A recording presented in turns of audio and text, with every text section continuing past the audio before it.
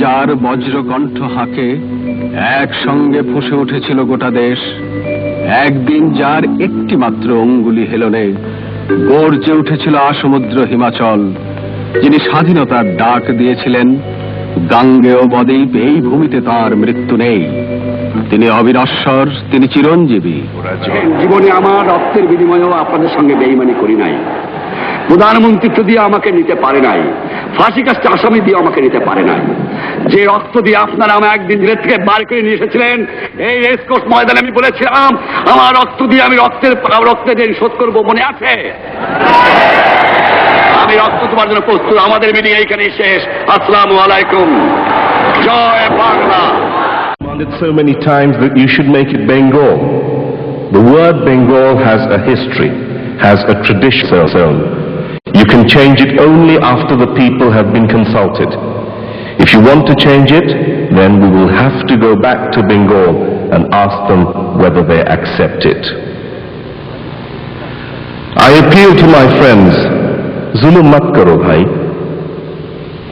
If you will force it upon us, then we have to adopt unconstitutional means. You must proceed constitutionally. If you do not allow the people to follow constitutional means, they will perforce adopt unconstitutional means. This is what has happened all over the world, and it can be seen from the history of the world.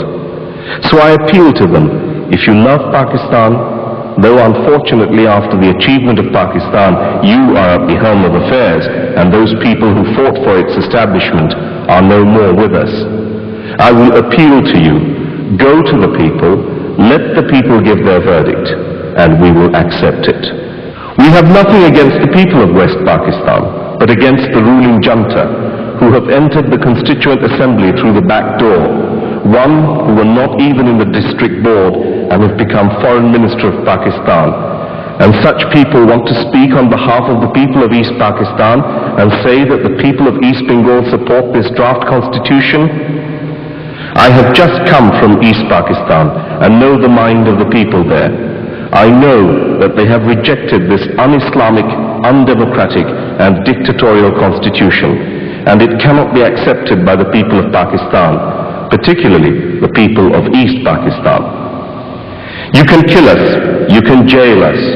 Sometimes we hear that our lives are in danger, but we are not afraid. We have been elected by the people on the basis of 21-point program, on the basis of regional autonomy. You can arrest us. You have already arrested our friends, and you will arrest more. If you want to push through the Constitution, you could do so.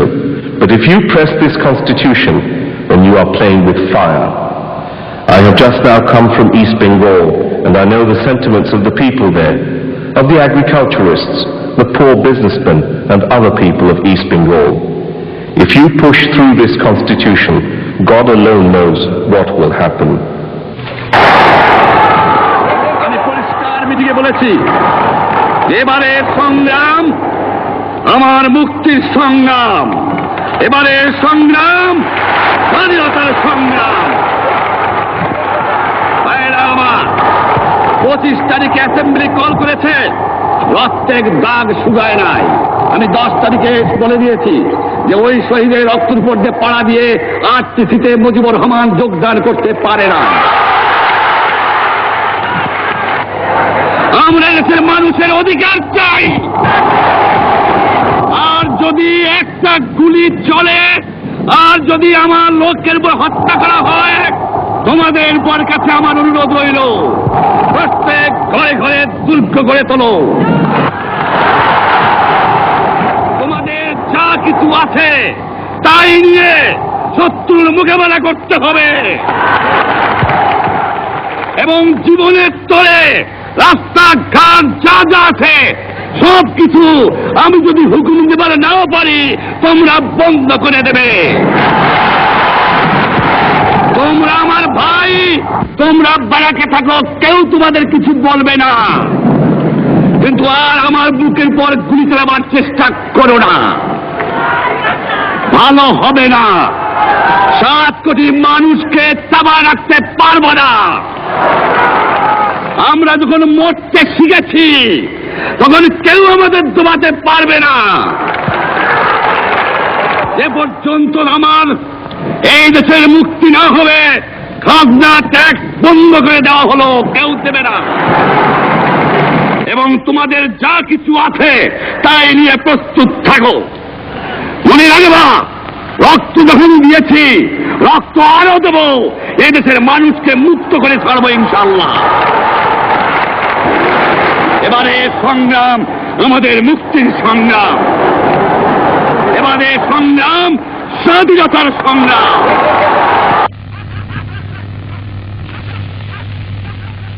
This old woman walked 100 miles. এই বৃদ্ধ নারী পাকিস্তান সেনাবাহিনীর অত্যাচার থেকে রক্ষা পেতে প্রায় 100 mile হেঁটে এসেছিলেন। On the border at Boira.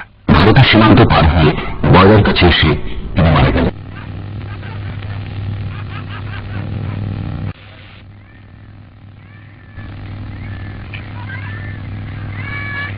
বাংলায় আমার দিদারের সফর এবং যেসব সাক্ষাৎকার আমি সেখানে নিয়েছি, তাতে আমার মনে কোনো সন্দেহ নেই যে এটা মানব ইতিহাসে মানুষ সৃষ্ট সবচেয়ে জঘন্য বিপর্যয়।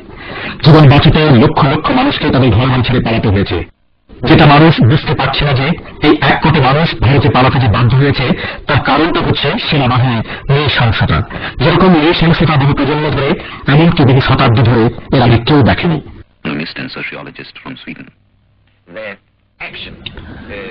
সুইডেনের বিখ্যাত অর্থনীতিবিদ ও সমাজবিজ্ঞানী মিগেল বলেন, ঢাকায় দেশের অন্যান্য জায়গায় শাসক পশ্চিম পাকিস্তানি সামরিক জান্তাদের আক্রমণ শুরু করেছে। আমার বিবেচনায় তাকে এক অনৈতিক ও পাপ কাজে নয়, তা এক নির্বোধের কাজ। Belonging to that great family of God.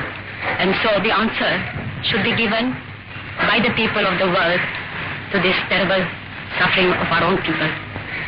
And for তিনি বলেন, যদি প্রয়োজন পড়ে তাহলে তিনি নিজেই অস্ত্র হাতে তুলে নেবেন এবং বাংলাদেশের জনগণের পক্ষে যুদ্ধ করবেন। La femme qui est ici a pris dans ses mains la misère humaine et en face, il n'y avait rien. প্রায় 30 লক্ষ লোককে মেরে ফেলে দেওয়া হয়েছে বাংলায়। দ্বিতীয় মহাযুদ্ধেও এবং প্রথম মহাযুদ্ধেও এত লোক, এত সাধারণ নাগরিক মৃত্যুবরণ করে নাই, শহীদ হয় নাই, যা আমার এই 7 কোটি বাংলাদেশে পেয়েছে। আমি জানতাম না আপনাদের একসাথে আমি ফিরে আসবো। আমি খালি একটা কথা বলেছিলাম, তোমরা যদি আমাকে মেরে ফেলে দাও আমার আপত্তি নাই, মৃত্যুর পরে আমার লাশটা আমার বাঙালির কাছে দিয়ে দিও, এই একটা অনুরোধ তোমাদের।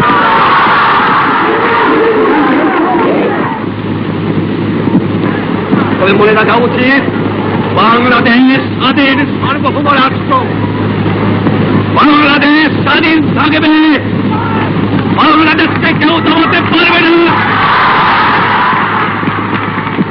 কবিগুরু রবীন্দ্রনাথ বলেছিলেন, 7 কোটি বাঙালির বঙ্গজননী রেখেছ বাঙালি করে মানুষ করনি।